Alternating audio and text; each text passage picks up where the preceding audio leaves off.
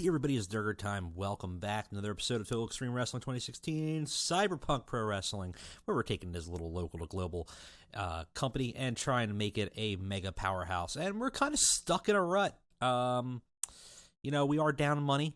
Some of you guys have been mentioning, don't worry about the money so much because we can go like a year negative, and that's fine. I just don't want to go too far into the hole. But I think some of you guys are right though that we might have to just kind of burn some money in order to make some money. Maybe I'm being a little too cautious about where we're spending the money. Because right now we're 45th place, I think, out of 45. So we're not really making the progress that we want. We want that little symbol up there to go from small to regional. So in order to get that going, I think we need to bump it up a little bit. We'll see what we can do here. Let's go ahead and take a look here. I don't think we have any roster changes that we needed. We were talking about maybe bringing in a slightly bigger star.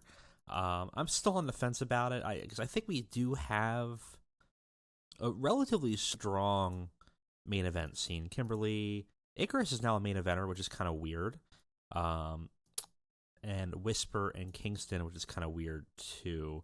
Really, Kimberly and Kingston are only two workers that probably have a decent value in terms of performance. Kimberly more entertainment and physicality, and Kingston basics and brawling for the most part, but the Whisper's kind of rough everywhere. Actually, very weak entertainment in camera. But he's also young, so he could develop up pretty quickly. We may want to look at somebody else. Maybe getting one more person on the roster isn't going to hurt. That could be a decent main eventer. Let's look at that real quick. Let's just see who's out there that might work. What I would look at is maybe let's say a regional level in our area. Let's go with based in, just to get a little extra boost. All right, quite a few people. Let's say I'm looking for decent in-ring workers with decent performance skills. All right, that lowers it a little bit. So you got your people, you got your ECW local crowd classics. You got like Tommy Dreamer. Would make sense. It's going to cost a lot of money though. Very popular, very, very popular in our area. So not a bad option. But I would think he's probably just going to cost way too much. 1,800 per show is ridiculous. Let's see here. So I'm going to analyze. So Alpha, it's not a bad idea. It got some popularity in the area. Relative local to the area, so wouldn't be a bad option. Above average Rumble. This is a good get, actually. I think this is not a bad idea, especially the price that we're getting him for. We're going to do a 3-year, and we're going to say that he's a special attraction and never lowered an upper. I think he'll be fine with that. It's a good get, because not only is he very popular in this area, he's got a good, very strong performance skill, very above average at least, Rumble skill. He'll be a good bruiser. We could do some stuff with him, I think. Like Dalton Castle would be wonderful. I think the price is going to be way too much. Yeah, 1,000's kind of a little out there. Hollow Wicked's not a bad idea either. Only 400 a show, which is interesting. But we do have a lot of Chikara residents already. But he's only wrestling in Chikara. I think we could do something with him. Let's just bring him on. If we don't do anything with him, so be it.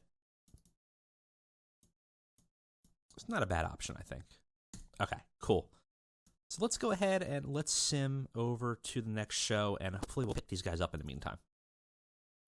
Oh, look at that. Tommy Dreamer out of Lucha Underground. Well,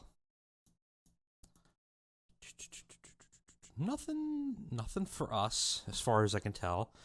No news is good news sometimes. Let's go ahead and check our contracts.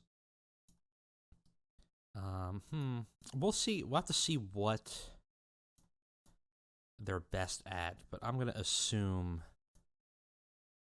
I actually would think Alpha would be probably a better heal, but we'll take a look. Strong for both. What do we need? Okay, first of all, you're probably gonna be main eventer, upper mid Carter. That's fine. I might even push him up to main event. Just maybe. So if he is upper mid Carter, we got heal, face, heal, face. Yeah, he's probably will be good as a face there. We're gonna rename him, and we're just gonna name him Alpha.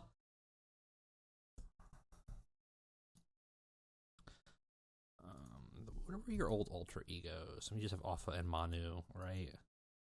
Yeah. So we'll just keep with Alpha. Badass realistic should be fine. I think that's all pretty good. That'll be a good spot for him. And then Hollow Wicked is probably going to end up actually being a main eventer, I'm thinking. Yeah.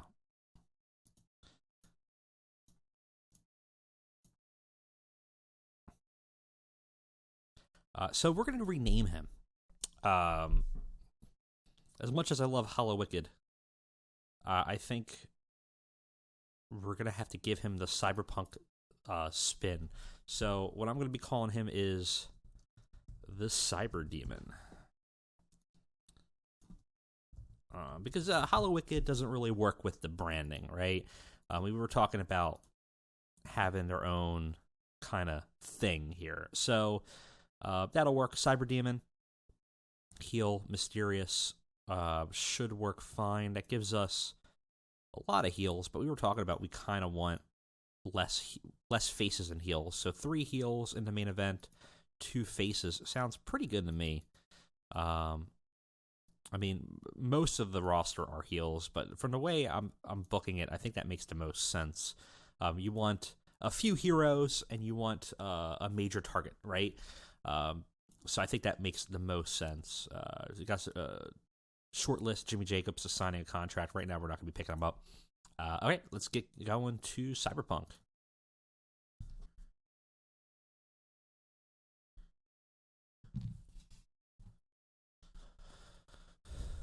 All right. Let's check the news here real quick. Michael Cole staying with WWE. Nothing crazy. Lucha Underground, which I think is getting removed from a couple mods this month. This is basically all but dead. I've actually been kind of thinking about Lucha Underground and how much I love the first couple seasons. The third season, not so much, but the first 2 seasons really hooked me in. It's a real shame what the hell happened to it. I was thinking about how cool it would be to go back to 2016 and start Lucha from the beginning and see what you could do with it as a company. If that's something you guys wanted to see, let me know. Maybe it's something we do in the future. I think it could be kind of a cool shorter series or something to kind of go back into a historical mod and maybe like a 2016 version of a save and just try to start it from the beginning. Or I guess, would it be 2015? I don't remember when it started, but it could be kind of fun. Hollow Wicked changed body type, now rated as average. Still Gray's got a Ring of Honor deal. We finished 7th out of 8th in a tri-state. That's not actually horrible, but that's definitely not the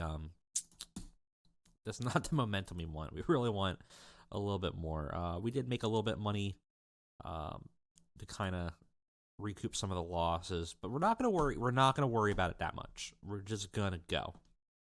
Now, we did take the belt off of Kingston because he's been annoyed. One of the reasons why we also kind of wanted to get some more people into the roster, because I have a feeling that eventually he's going to walk. and I didn't want him to walk with the title. So I expected him to have a longer reign, but I gave it to Kimberly, and we'll see where it goes from there. But I kind of like the idea of a heel holding it and the face is chasing it. I think especially for a smaller promotion, it's such a basic story. It works really well. All right, let's go ahead and book this show. We still got to make a location. I still think it's a good idea to do it, and we may just do it at some point. We did pick up Joey Ryan as sort of a specialty guest character, and obviously Prix is still out. Other than that, nothing crazy. 62% resting backstage rating isn't horrible. Let's medal. And let's do Brian Pillman and Kefka. Try to get something. All right, they have no negative relationship. I didn't think they did, but if they did, they no longer have it. I don't think they did, so I don't know. I don't think that really did much. Pick best venue is going to be a generic. That's fine. Probably next episode we'll just make a backyard for us or something like that. We'll make the garage. That'll just give us a place that's a hotbed that might give us a boost. Might be worth it. All right. We got 60 minutes. We can run at least at 45. I may make it a 45-minute show just to try to save on some of the workers. We will see. Because I'm still trying to be a little conscious about money, even though a lot of you guys have been saying kind of to maybe ease up on it a little bit. It doesn't matter that much. We have 1 year to kind of worry about it. But I'm still trying to not dig ourselves into a debt pit that we can't escape from. All right, let's book this show.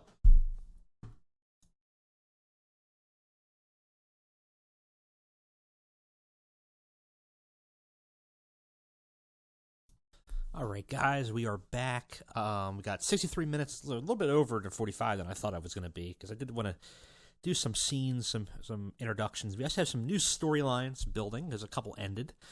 So let's go ahead and take a look at this episode of Cyberpunk. So this is a weird one, but I've been feeling like I needed to do it. I have young boy Jody come out, start the show, and he does a promo. He says he's not the roster's whipping boy. He wants to prove his worth to the fans. He's getting better as a gimmick, no improvements, but he's trying to start his own little road to redemption, I guess. And he comes out and has a fight with a local talent. It's not a great match. Didn't have much heat, had terrible wrestling, but young boy Jody dominates the local talent in 9 minutes by submission. He had 23. The local talent, Ryan Nova, had 18.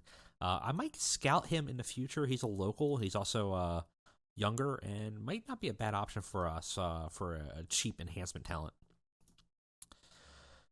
We have a promo of Brian Connor, a.k.a. Brian Pillman Jr., comes out and he challenges the Whisper for a match. He says to him, he's out in the arena, and basically he's saying that you've been looming over the roster, looming over him, and he demands him to come out and explain his actions or fight him. And ultimately, the Whisper doesn't even show up and leaves Connor's call completely unanswered. Backstage, we have a video segment where Eddie Kingston is tearing up the backstage, Samoa Joe style, just ripping up things, looking for Neuromancer, who's the booker of the show. And he finds him and basically threatens him and says that he wants a rematch with Kimberly, that the match was bullshit last time, and that he needs to win his title back. Gets the crowd hotter. Neuromancer does accept that and gives him a title match tonight. And then not much else to be said about that. We debut Alpha against Nexus, and doesn't have much heat, terrible wrestling. Alpha's not bad. He's got 33, actually. Gets an average rating for his gimmick debut. He defeats Nexus in 6 minutes by stoppage and just beats her senseless.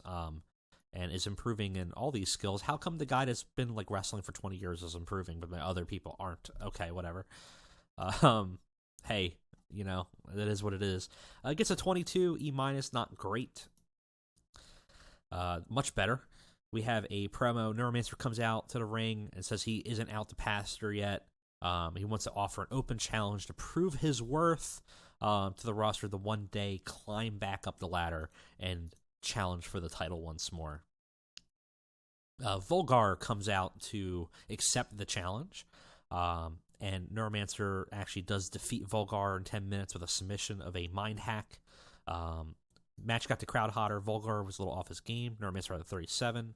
Vulgar got a 25, and Neuromancer's road to redemption kind of starts with this scenario. It actually started in an earlier segment, but it wasn't really supposed to. It just so happened that one of the people that were involved was in there. Gets a 33. It's not bad. It's an okay match. It's better than what we were doing. Much better match. Not by much, but slightly better match. 37 D-. We have Kimberly versus Eddie Kingston 2, the rematch. Kimberly defeats Eddie Kingston in 15 minutes by pinfall.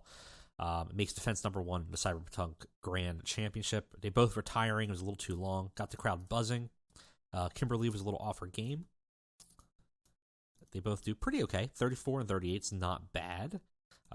Better than most of what we have on the roster. And that's an okay score, I suppose.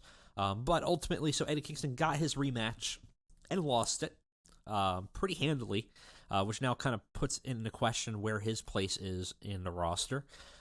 Kimberly gets to manage to kind of hold that belt for a little bit longer.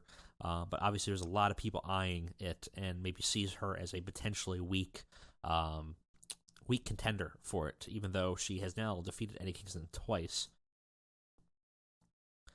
Production values gave us a bit of a hit. Not as much, though. Increased our popularity in one region, which is fine. We will... we're going to try to boost Kingston a little bit. And I think we'll do Young Boy Jody, and let's do Vulgar. Vulgar was give us some encouragement. He was a little off his game, but I don't want to necessarily be negative on him. Please, please, please. Good. All right. Looks like David Finlay retires. That's a shame. Nothing crazy.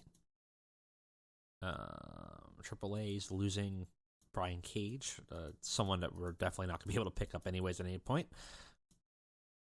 Yeah, nothing crazy. I mean, decent show overall, I think. Could have been better. We do have the star power to maybe make it a little bit better now, but we might want to still look at maybe getting somebody. I might even grab Tommy Dreamer for like an occasional nostalgia act or something. We still losing money, but that is what it is going to be.